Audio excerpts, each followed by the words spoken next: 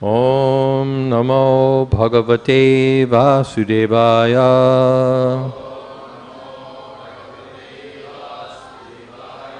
Om Namo Bhagavate Vasudevaya.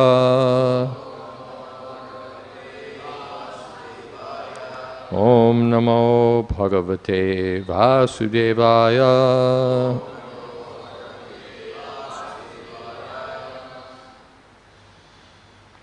Srimad Bhagavatam 10:80-39.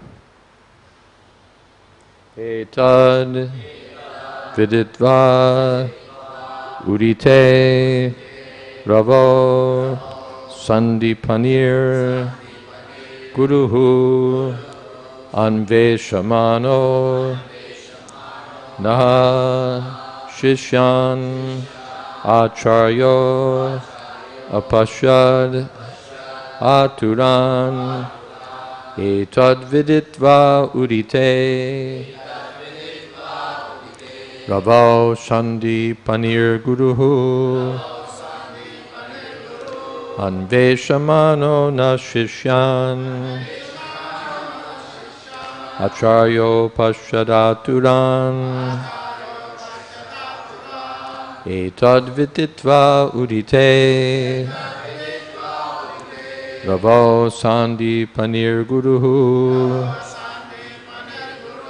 anveṣamāṇo śiṣyān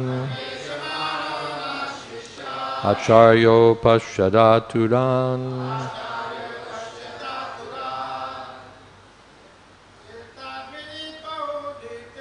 etad viditvā udite ravau sāndīpanir guruḥ anveṣamāṇo śiṣyān ācāryo paśyad āturān etad viditvā udite anveṣamāṇaḥ guruḥ anveṣamāṇo śiṣyān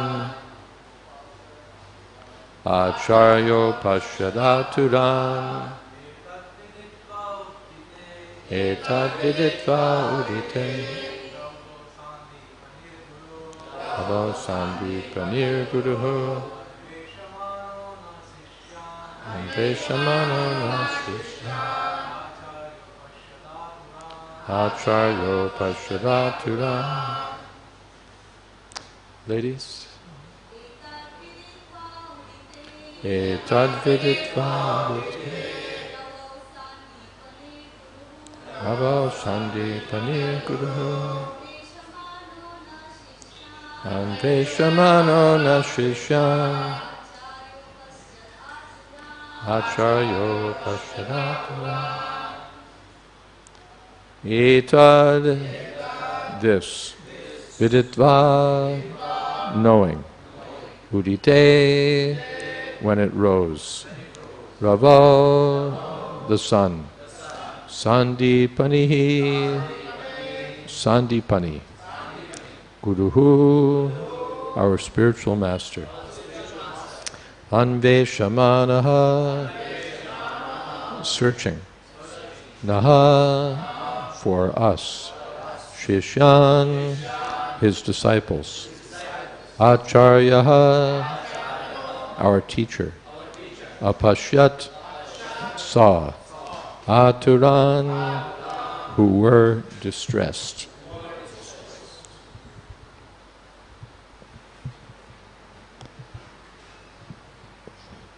Better? Yeah. Our guru, Sāndīpani, understanding our predicament, set out after sunrise to search for us, his disciples, and found us in distress.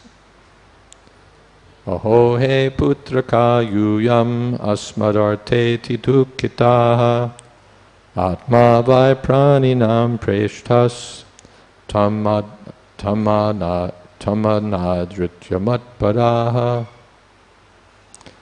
Sāndīpani said, O my children, You have suffered so much for my sake. The body is most dear to every living creature, but you are so dedicated to me that you have completely disregarded your own comfort. Etad eva hi śiṣyāy kartavyam guru nishkritam yadvai vishuddha bhavena sarvartatmarpanam guruḥ. This indeed is the duty of all true disciples, to repay the debt to their spiritual master by offering him with pure hearts their wealth and even their very lives. Purport: one engages one's body to realize one's purposes. The body is also the basis of the material conception of I, while one's fortune is the basis of the conception of mine. Thus, by offering everything to the spiritual master, one realizes oneself to be an eternal servant of the Lord. The spiritual master does not exploit the disciple, but rather engages him fully in Krishna consciousness for the disciple's eternal benefit.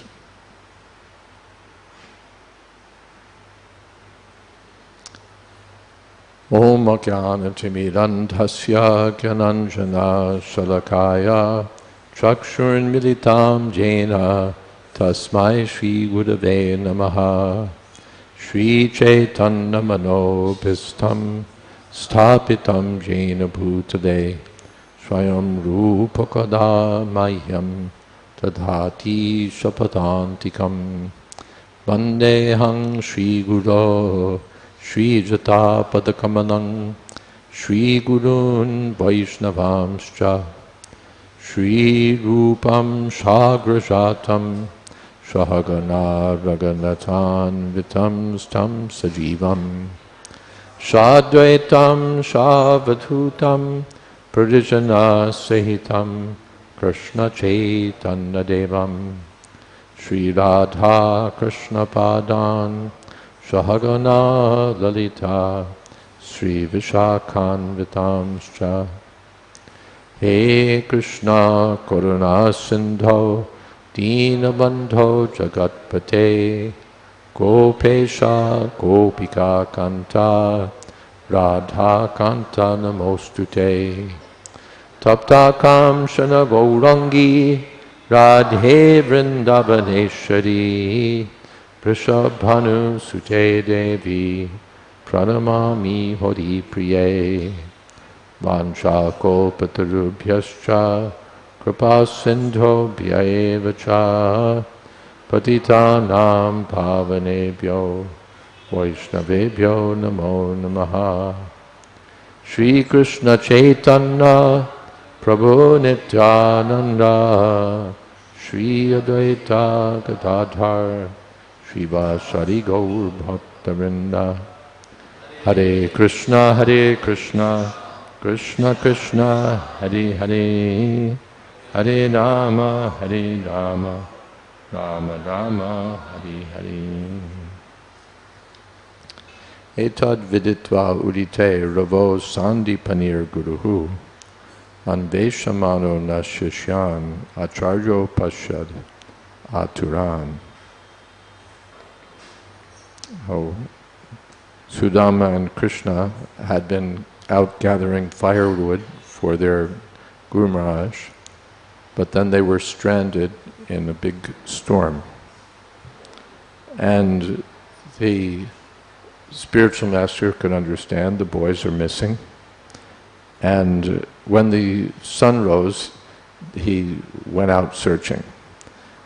As long as it was night, there was nothing to do. Nothing could be done.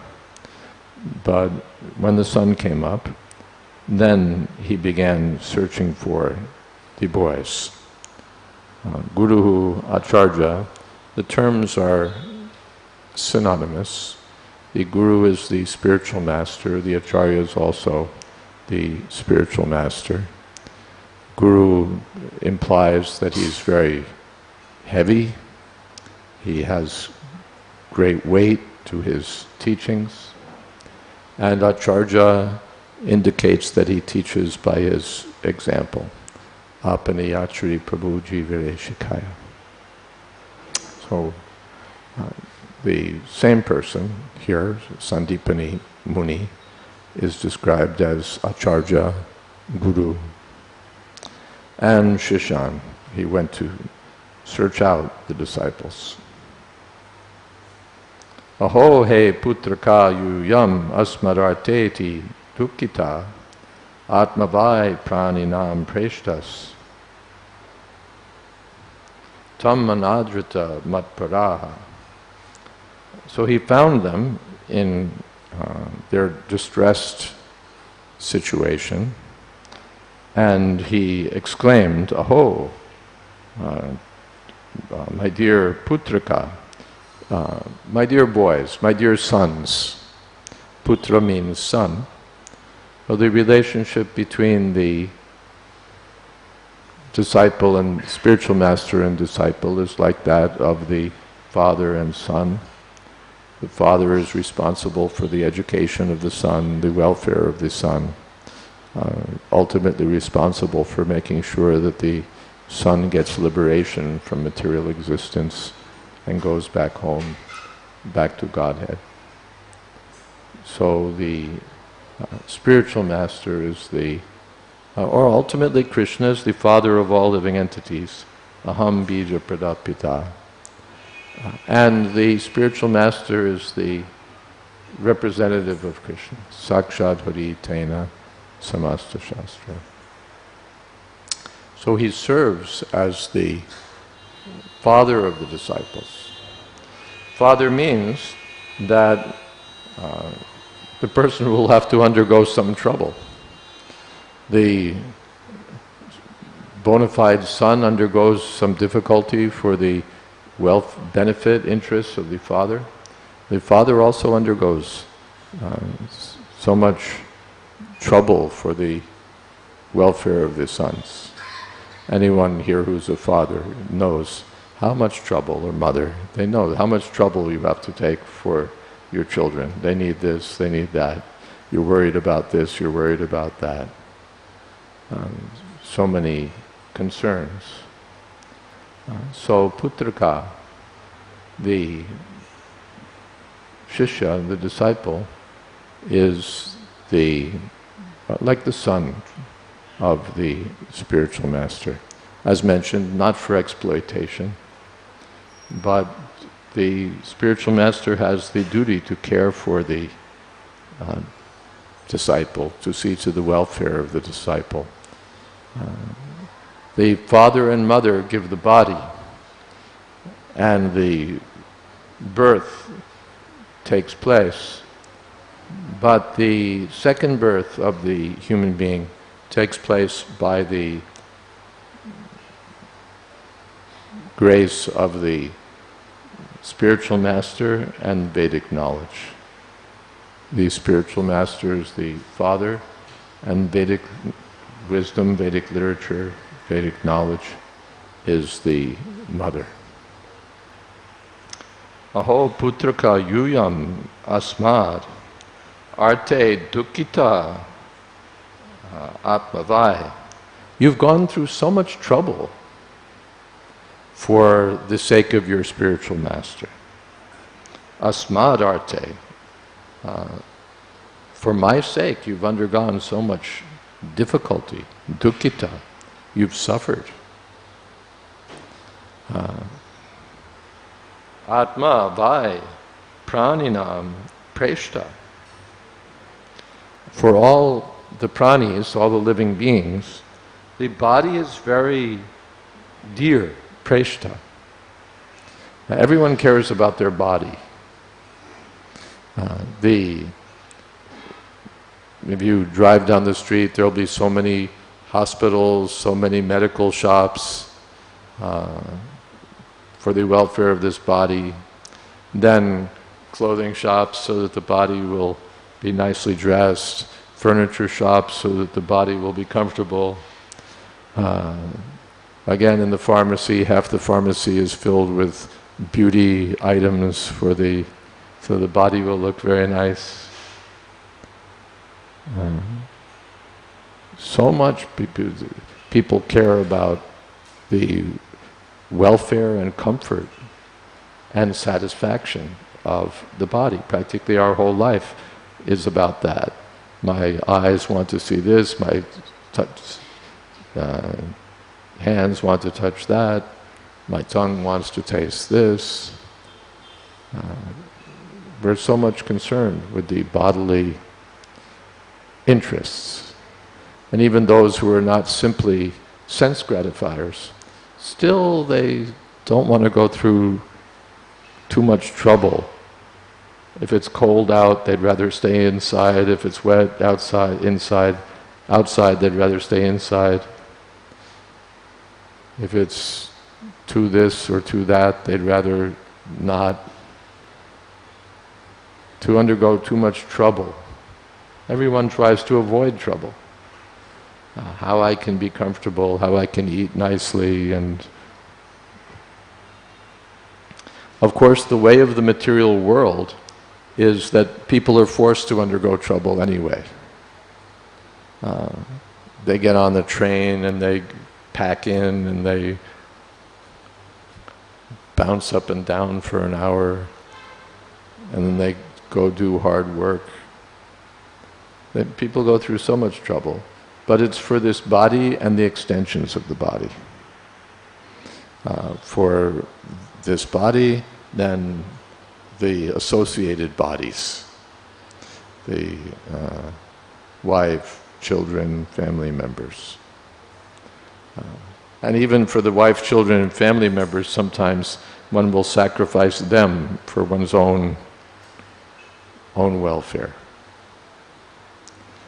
So generally people are concerned with the bodily comfort. Even when Datichi Muni was asked that we need you, by Lord Indra, we need your bones, because this demon is there, Vritrasura, and Lord Vishnu has said that if we make a weapon from your bones, then we can defeat the demon. So if you would kindly give your bones. But the Datichi Muni said, you don't realize what you're asking. So much trouble. Who wants to give up the body? The body is so precious. Of course he did it, but he was taking the role of the attached person who under no circumstances wants to give up his body. Only circumstances under which he'll give up his body is if the body causes more pain than he can tolerate. Then sometimes he'll give it up. But not, all right, I was hoping for enjoyment, I'm only getting suffering. Now let me give up this body. But otherwise, as long as there's even the slightest hope for enjoyment, one cares for the body so much. In big cities you see people, they've got treadmills, they've got bicycle exercise machines, so many things. But anadrita matpara, you've disregarded your bodily interests, matpara, for my sake. Aho, how astonishing, how wonderful that you've sacrificed for the sake of your Guru.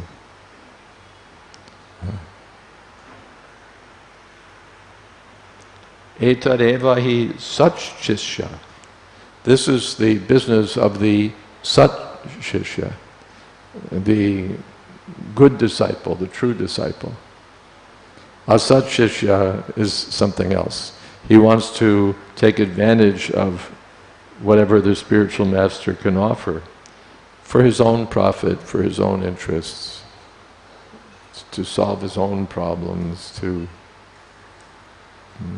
yes, he's interested in his own sake. But Sat Śiṣyān, the true disciple, is interested in the interests of the Guru. He's interested in the service of the Guru. Kartavyam Guru Niskritam. He feels ever indebted to the spiritual master. And to pay off that debt, he wants to serve him Vishuddha bhavena, Vishuddha bhav, with a completely in pure consciousness, anyabhilashita shunyam, jnana karma janaditam. Sarva artha atmarpanam guru. Arpana means offering. He wants to dedicate his everything, all of his wealth, all of his assets, sarvatma, his whole body, his whole mind, all of his words, his whole existence. Atma encompasses all of these things. He wants to dedicate everything to the service of the spiritual master. Nirmama nirahankara sushantim adhigacchati. This is nirmama and nirahankara. Ahankara means I'm this body. And mamatva, this is mine. Aham mameti. So one thinks that this body is myself and these people are my own people, my family members. And one wants to, and this is my money. And so one is holding on to everything. But the bona fide disciple thinks that everything belongs to Krishna. And everything belongs to the spiritual master, who's Krishna's representative, who's rescued me from material existence and given me the privilege of devotional service. So I should dedicate everything. What will I get from dedicating my energy? Pranina means those who have pran, those who have energy. Why should I dedicate my energy to this dead body? Or to the other dead bodies that are associated with this one? Why should I dedicate it to accumulating some papers or coins? Let me dedicate my body, mind, words, everything to the spiritual master. This is the bhav, the mood, the heart of the genuine disciple. It's not something impersonal, it's not something merely representative of institutional loyalty. There's personal indebtedness by the disciple to the spiritual master. That's the philosophy. One may have some interest in trying to solve this problem or that problem by moving the philosophy around, but this is the philosophy, that the Sakshad Haritena Samasta Shastra, the spiritual master is directly the representative of Krishna. And therefore, Yasya Prasadad Bhagavat Prasada. The business of the disciple is to do whatever will please the bona fide spiritual master. Because when the spiritual master is pleased, then Krishna is pleased. Then Krishna is pleased. Because Sakshat Hari, as long as the spiritual master is directly representing Krishna's interests, then there's no difference between Krishna and the spiritual master. One is Krishna the master, the other is Krishna the servant, that's all. And the bona fide disciple, therefore, has to be sold out to the spiritual master. One time, Srila Prabhupada was asked, he was sitting with some devotees. Some gentleman asked him, what is the position of the disciple? What is the role of the disciple? So Prabhupada asked some disciple, you say. He said, servant, Srila Prabhupada. Prabhupada said, menial servant. Menial servant means whatever is small, or what's the word? Paltry, insignificant, low service. It doesn't have to be the prestigious slot. Any small thing, or any even demeaning thing, you know. Not that, well, I can't clean the toilets because I'm this or I'm that. Menial servant means the person who will do whatever is needed. Whatever is needed. So one has to be, the bona fide disciple makes the interests of the spiritual master, the service of the spiritual master, his life and soul. Ekeha kurunandana. And therefore he gets the blessings of the bona fide spiritual master, and that makes the disciple's life successful. Okay, are there some questions?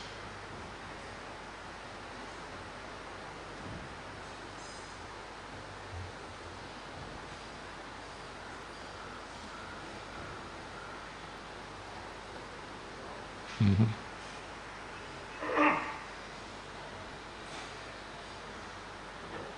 Maharaj, you're speaking about father and son relationship. There is always a doubt used to be there in our mind, those who are in a household life, that there should be one limit for a father serving the son. There should be some limit for a father serving the son. Some limit? For father serving the son. When the son has been well educated, qualified, and he's settled, then still the father has to go on serving, or he has to make a full stop and say, that's it, I wanted to completely commit myself. Hare Krishna.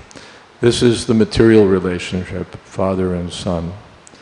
But according to the Vedic wisdom, one should not go on in family life eternally, worrying about the son or the daughter. Oh, daughter is still to be married.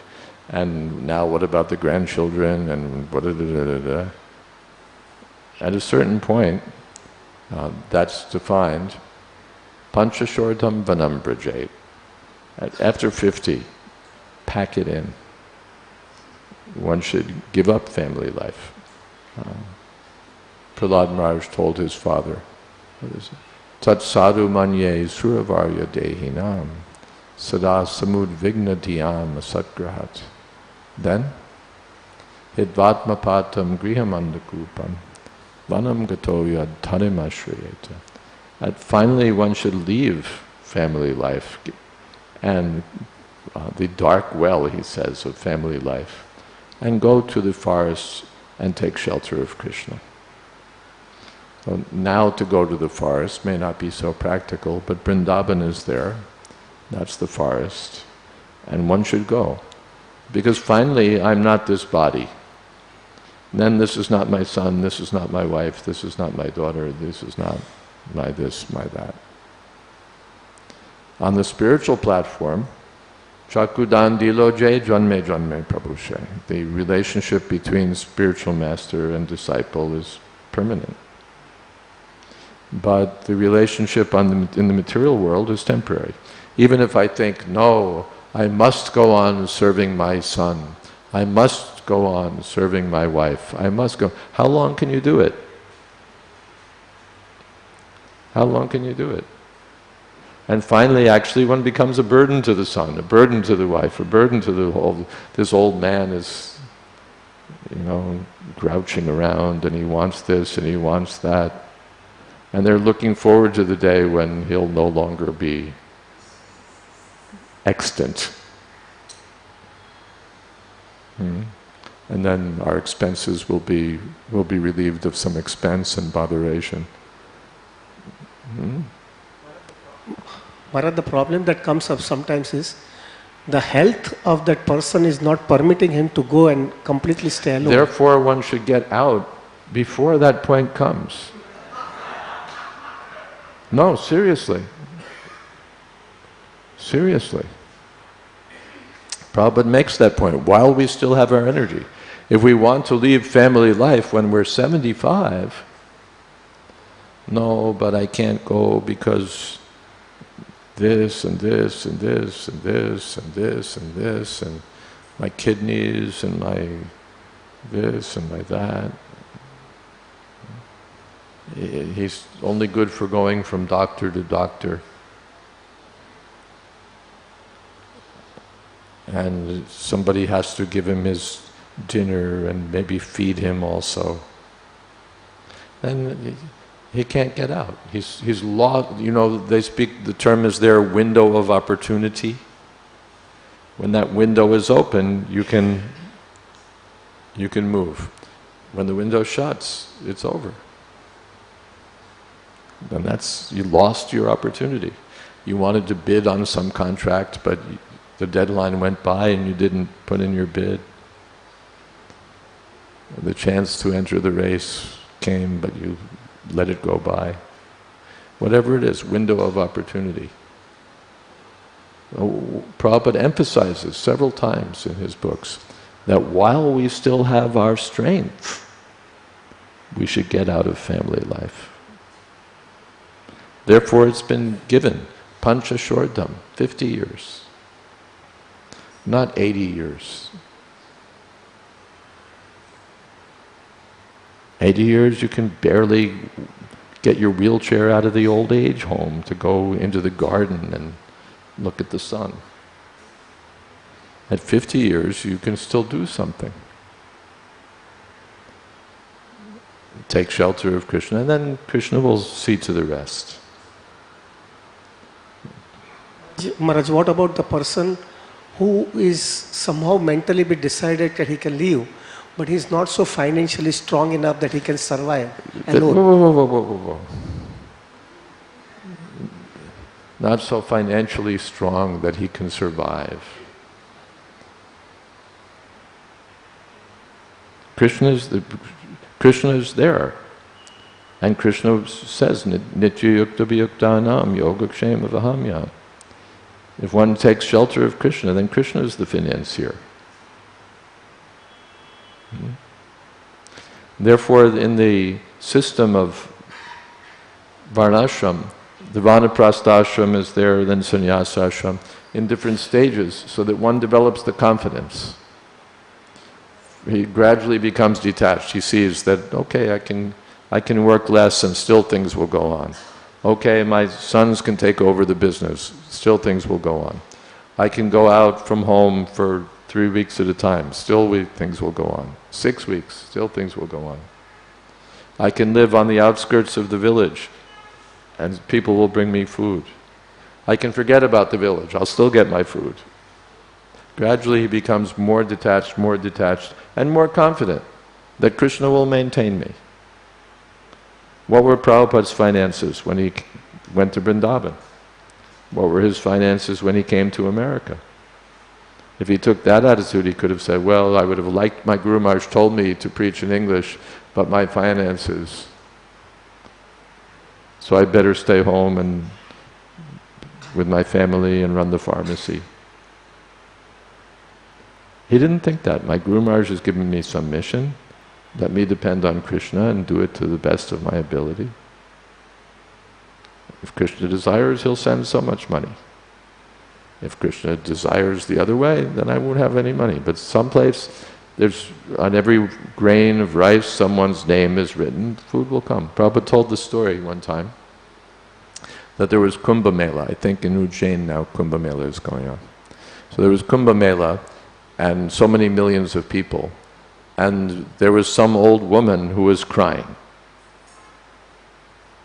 So a young man was there. Mother, why are you crying? No, how will I feed all of these people? Or how will they get their food? Where will all these people stay?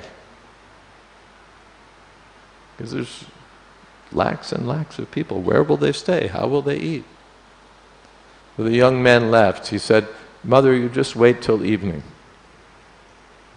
Then the evening came, he said, "Mother, where have all those people gone?"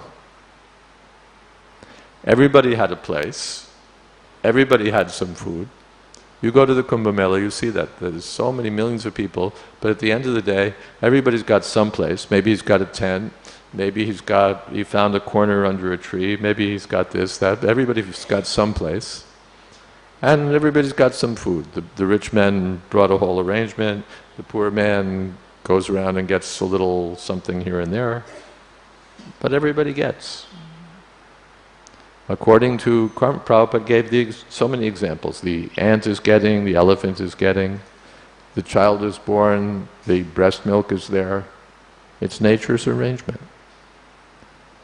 So it's not a lack of finances, it's a lack of confidence. It's a lack of confidence. Krishna says, "I'll maintain you. I'll provide what you need." So one has to practice. One has to, first of all, hear Srimad Bhagavatam, hear the philosophy. All right, he's busy in household life, but he's hearing. And he knows that at some point I have to give this up, and Krishna will maintain me. Not that unless I've got a financial, a stash somewhere. Even Sanatana Goswami, when he left home, he was keeping some gold coins with him. Rupa Goswami had a boat of coins. Sanatana Goswami kept, 10 or 12? Then, as he was traveling, basically getting as far away as he could from Hussein Shah, the innkeeper had an astrologer, and they were staying at some inn for the night. He had an astrologer. He knew Sanatana Goswami has this many gold coins. This guest has so many gold coins. And Sanatana Goswami could figure it out. So he offered the gold coins to the innkeeper. You take them. I don't need them anyway. And his servant Ishan was keeping a little extra. So he said, "Ishan, you keep the extra also, and you go home. I better keep you with me just in case. And that gold coin might come in handy." He gave up. Krishna will protect me. Krishna will maintain me. And they'd been accustomed to such a lifestyle. All rich men, Goswamis, Rupa Goswami, Sanatana Goswami, Jiva Goswami, Raghunath Das Goswami, they were millionaires. Chaktva turnam ashesha mandalapati shanim sadat tuchchavat. They gave it all up. And they were depending on Krishna, that's all. When Raghunath went to Vrindavan, and his father and uncle were sending him money, just, all right, he escaped, but he shouldn't live in poverty. And he was taking the money and just using it to throw feasts for the devotees. But finally he decided, why am I doing that? I've accepted renounced life and I'm still taking this money. He stopped taking the money also. Finally, then he was just begging something at in front of the Singadwar. Finally he thought, I'm standing here like a prostitute, begging. Maybe some man will come, maybe he'll take pity on me, maybe he'll give me some money. So finally he was just taking the little grains from the drain of the Jagannath temple. So of course he's Raghunath Das Goswami, he could do that. But he wasn't thinking that, no, I'd better go back to my father. At least security was there, financial security. The whole material world is painting this picture of financial security. I think maybe I talked about this one time in a class. In South Africa, where I go regularly, there were some hoardings in the airport terminal, and from some investment company. And they were all a little different, but the theme was always the same. And the theme was, it showed some man just a little silver-haired, like your age, just, distinguished older gentleman.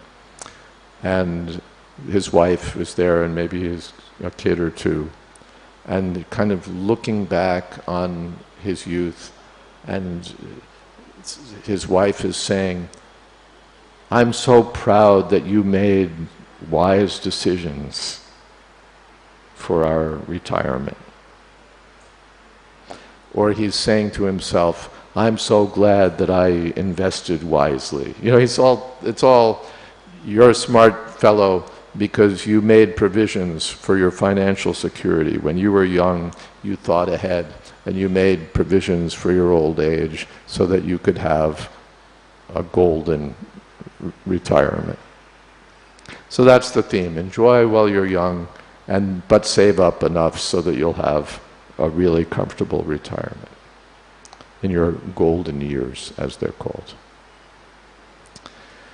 And the reality is that in your old age you suffer like a dog.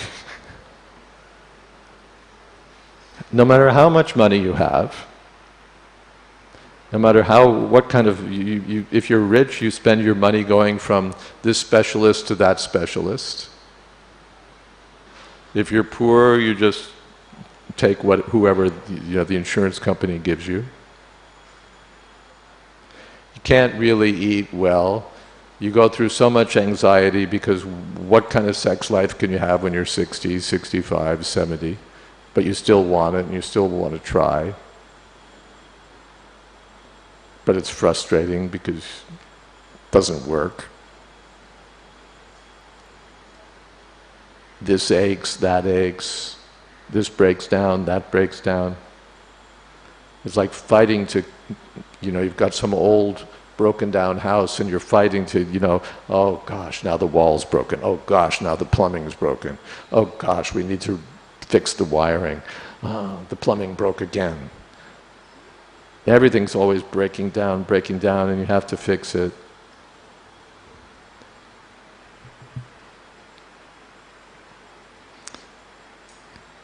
And your sons are not what you hoped they would be, and your daughters are not what you hoped they would be, or they are, but something else. And it never works. It's never like you just sail into your old age in happy bliss. If you do, it's because you have Alzheimer's.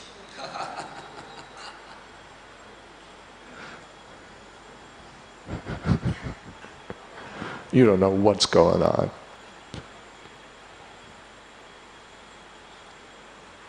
So the picture of security, what security? The only thing that's secure is the promise. Jatasya hi dhruvam mrityur. If you were born, you're going to die. That's for sure. And dhruvam janma mritasya ca. And you'll get another life again. You'll have to go through the whole process one more time. So what security are we getting? In your old age you can have a house built on swampland or something. It doesn't work. Yes? Another doubt that happens is, many times, there are two questions here I wanted to clarify it. One question is, Maharaj, that a person who has completely worked in his household life, in a very hectic life from 9 to 8 o'clock in the night, completely focused in his work for a survival, and then immediately once his responsibility gets over, he has to change his lifestyle, and he is not able to cope up with that lifestyle. Therefore he should change it to begin with. He shouldn't build up, though. Now I'm a grahastha, building up like a pillow, that gets bigger and bigger. He should know. What is that? Jivasya tattva-jigyasa narto yaschaya karmibhi. My business is self-realization. That's called grahastha ashram. So he lives with less. He doesn't struggle more than he needs to struggle. So that when he has to, why should I build all this up when I'm going to have to give it up anyway? So as much as I need, so that when the time comes to leave, it'll be easier. Prabhupada, Bhagavatam gives the example of the silkworm that wraps itself up in a cocoon so effectively that it can't get out. And the silk merchant comes and throws the cocoon in oil, and then it's all over. Or the king who has a big turban on his head, so that if he falls in the water, he goes down faster with all that weight. So the trick is in householder life not to build up more than we need, to be satisfied with less, so that getting out is possible or easier. Second doubt Maharaj is having is, when a person, after husband and wife, the husband makes it clear that that's it, this time you have to finish it off. But the wife is not prepared.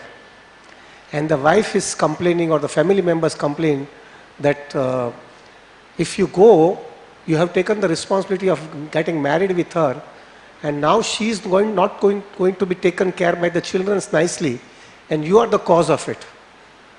In that situation, what should we do? According to the famous English proverb or English expression, that's the way the cookie crumbles. Which means that's life. That's the way it is. The Kardama Muni said, till the child is born, and then I'm gone. They have these days prenuptial agreements, which are, like complex legal contracts when you get married. He gets this, and she gets this, and this. In the event of separation or divorce, this. Kardama Muni had a simple prenuptial contract. I'm there till the child's born, and then I'm out. That was the deal. So Vedic householder life, or Krishna conscious householder life, means 25 years and then I'm gone. Not that, no, I still have this, I still have that, I still have that.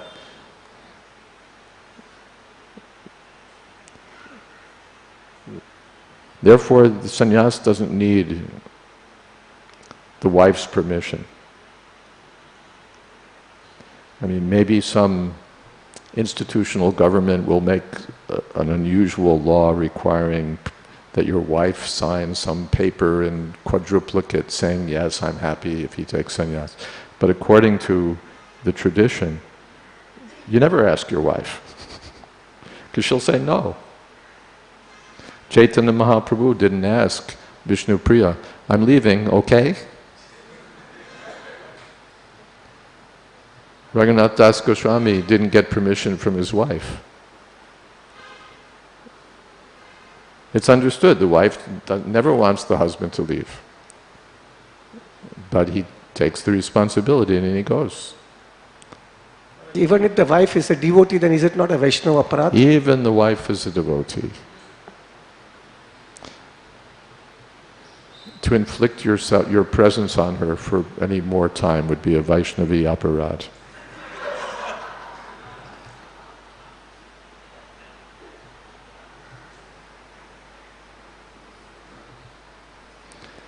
One should try to make every arrangement as far as possible. And therefore the vanaprastha ashram is there. Generally, if you have householder life and then one day you announce I'm gone, or they open the bedroom door and you're gone, that can be tumultuous. Therefore, vanaprastha ashram. Gradual detachment, then finally, cut. That's called life planning. You can advertise, they have their jivan this and jivan that, the insurance companies. And they're trying to make a life plan for you. Plan for your whole life. The people who are really planning for your life are the actuaries. You know what an actuary is? They're the people who do the financial calculations to make sure that the insurance company always comes out ahead. So they're taking money from you your whole life, and they're calculating the odds and figuring that we're going to pay back less than we took in. Otherwise, how could they be in business? Anyway, that aside, they're advertising, big posters with the grandpa with the kid on his knee and all of that rubbish. We should advertise the real life plan.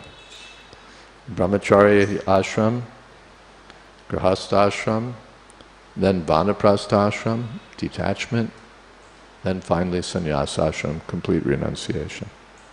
So that intermediate ashram is there, vanaprastha, to make it practical. Sometimes, just like Chaitanya Mahaprabhu, forget everything else. Sannyas, immediately. For the higher purpose. And how old did he live to be? Chaitanya Mahaprabhu stayed only 32 years?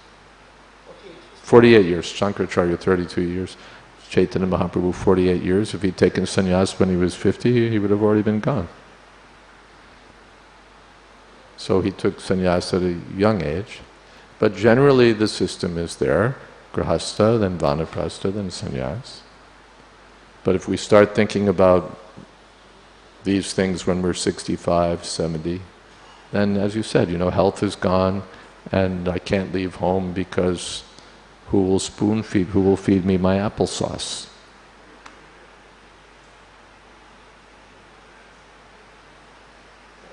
What should be the lifestyle or a day-to-day living or a daily timetable type of a thing for a person who accepts vanaprastha life? Daily timetable will depend upon each person. What he does, how he exactly lives as a vanaprastha, because family life is different, each grihastha is different, so each vanaprastha will be different. But the basic idea is that his time should be spent in hearing and chanting and service. And some time will be spent for seeing to the business or seeing to whatever. But the theme is winding down. Just like a young man gets married, the theme is building up. Because now he's getting married, so he didn't need an apartment, he didn't need this, he didn't need that, now he needs all of these things. Because he has to take care of the wife, has to take care of the family, so now he needs good occupation, good apartment, he needs this, he needs that. So he's building up his credentials, his career, his CV, his, employability, whatever it is. Building up. And then he gets an apartment, then a bigger apartment, then an extension to the house, or whatever it is. So he's building up. Joins so many associations for business opportunity. Because, he wants to have a successful family life. And vanaprastha means just the opposite, just like the way the creation is made. It starts from sound vibration, and then the elements expand one after another, and they, exfoliate, expand as the whole cosmic creation with all of its detail. And at the time of dissolution, this element is collapsed into this element, that element's collapsed into this element, they're all collapsed into, finally there's nothing left. Same thing the yogis, they merge all the elements back into their source and then there's nothing left. So that's called pralaya, destruction. So this body will be destroyed, my family life will be destroyed, it will all be destroyed. But vanaprastha life means voluntarily winding down. I was building up, now I was just in Mayapur, there was a little program held about vanaprastha ashram. And one of my godbrothers, Pancharatna Prabhu, was saying, we got rid of this and we got rid of this, and he was like testifying, how he's following his vanaprastha life. We got rid of this and we didn't need that, and my wife got rid of all this jewelry and this and that, and we're so much happier. So one step after another after another. Another of my friends, Atul Krishna, some of you know him in Mayapur. He has his wife and home in Mayapur, but he's living down the street. His wife is living here and he's living there, and he comes for lunch and so on. Kadamba Kanana Maharaj also, before he took sannyas, First he was just spending so much time a day with his wife, he was again coming for lunch. Then only in, little time in a day discussion, then just passing some notes, and finally, finished. Gradually.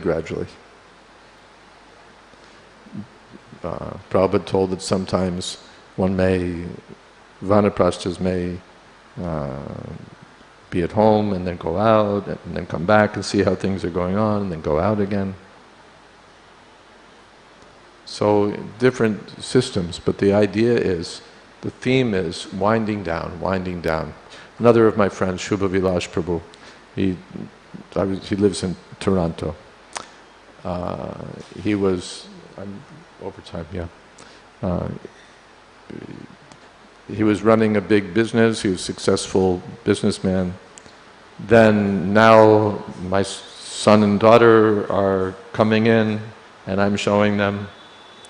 Now my son and daughter are looking after things and I'm only coming in an hour a day.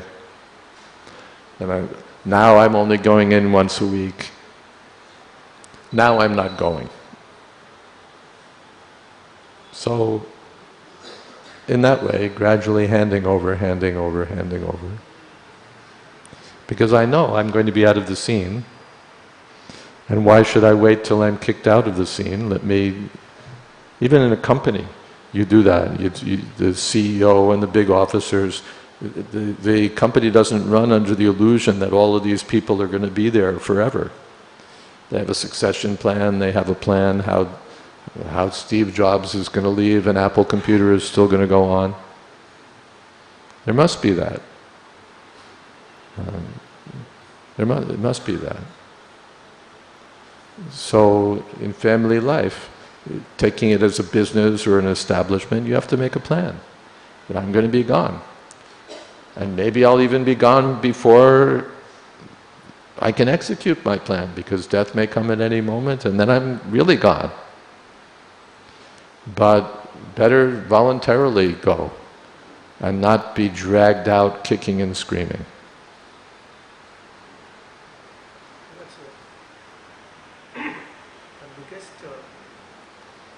One biggest hinge that I've seen it somehow, and that fear is there, after seeing that it can happen in our life also.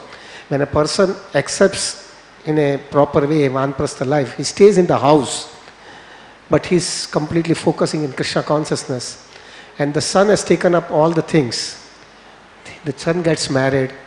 Now in the family, the son gets a child. That means the father is seeing as a grandchild in the house. There is so much attachment to the grandchild.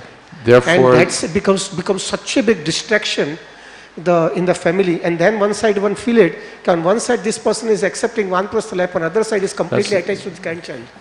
That's not Vanaprastha life. When Ram went to the forest, he didn't take all the citizens with him.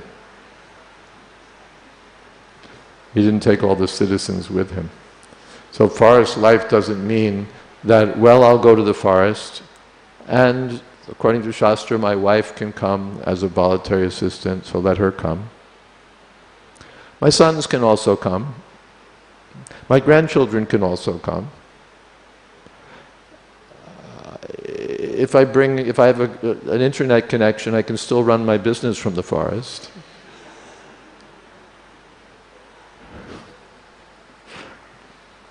Therefore, in Manu Samhita, I don't know exactly the quotation, but it's basically there that when you see your skin is wrinkled and that your hair is turning gray and you see the children of your children, out.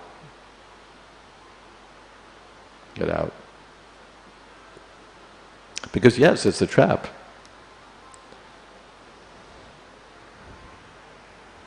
For the wife, it's allowed. Let her stay at home and she can help with the grandchildren, all of those things. And she should also be in a spirit of detachment. But for the husband, no, don't stay to obsess over your grandchildren like a foolish materialist.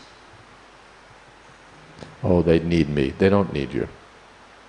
They need you to set the example that you're also going to have to die and better to die voluntarily by leaving that Gaura Govinda Maharaj used to say, die before dying. Srila Sridhar Maharaj also used to say, die before dying. Don't die by force, die voluntarily. Otherwise, and not this way, by attachment to your grandchildren. That's voluntarily accepting samsara. Because I'm attached to children, grandchildren. How am I going to go back to Godhead? If my business in life is to go back to Godhead, how do I accomplish that mission? By filling myself with affection for my children and grandchildren and great-grandchildren. Dehatma buddhi kunapechu dhatuke svadi kalatradi shubhomani jiti. Sayava gokara. So, and we used to laugh when Prabhupada would talk about these things in the beginning, how now there's a Dhritarashtra in every house, a foolish old man. And now those same young brahmacharis who were laughing are the present Dhritarashtras. They can't get out of family life. In spite of being instructed, in spite of chanting Hare Krishna, still they remain attached to family life. So we should, it's difficult. This attachment is very strong. Padasanga shastrena dritena viditvā. One should break it with determination, with the weapon of determined detachment. Asanga shastrena, with the weapon of detachment, dritena, with determination. Viditvā, one should cut it.